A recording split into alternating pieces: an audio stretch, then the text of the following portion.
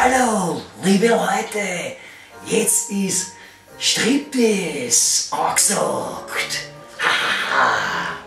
Das erste voll einmal meine Haarspange Tummig, dann mein super James Bond Brünn weg, dann mein elegantes Sagel fort damit, dann mein Nachclubhemd, tschack, war das nicht geil, hm?